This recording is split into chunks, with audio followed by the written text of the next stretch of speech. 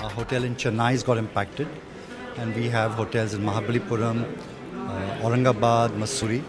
So we've got 4 hotels that have got impacted, but our largest hotel, the ITC hotel in Chennai, the Grand Chola, has been affected. Chennai is badly affected, I guess, because the main road, the Mount Road, is circling the city. Yes, that's true. That is the arterial road, and it seems hotels on both sides have got impacted. Mr. Aksar, if this situation is not sorted out, you've already had Amitabh Kant talking about a loss of 1 million jobs. I'm guessing, companies like ITC would also have to take a tough call. No, I think we are very hopeful, because I think there are ways and means to deal with the situation. And up to now, we have got government support, and we believe that we should be able to find a solution to resolve this problem at the earliest. I know that state governments in Uttar Pradesh and Rajasthan have already taken the lead, and Haryana is already doing that. So I think more and more governments and state governments, and we are working very closely with the Ministry of Tourism and with Mr. Kant, etc. So I do believe that we can find solutions to the problem. Was the last weekend abysmal for you since the ban? Has business been hit very badly? Well, let me put it this way, that it's been a steady decline, because I think the ban does not only impact just the person who comes to the, let's say, the bar or the restaurant, etc. It also impacts all our segments, because when you have an international MICE convention or a MICE conference, and you have people coming in from outside, they certainly would like to have a gala evening where they can have, a beverage, alcoholic beverages served to them.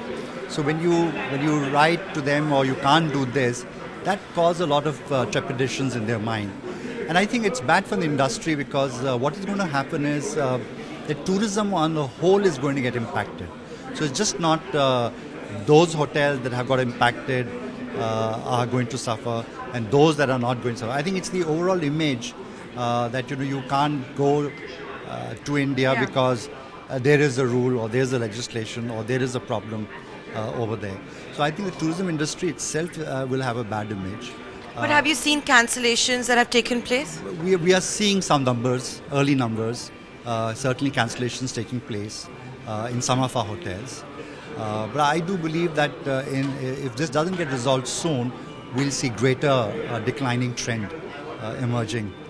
And what about tourism at large, hospitality at large? You've had this setback with the liquor ban. I'm sure demonetization would have also impacted, because discretionary spend was down. So it's not been good times for hospitality. Let me say that tourism on a whole, we've seen some good, strong numbers in the last quarter.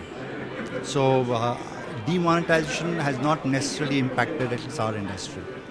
And there's no evidence to show that there has been a decline in business travel or even decline in spending at hotels. So that's very clear.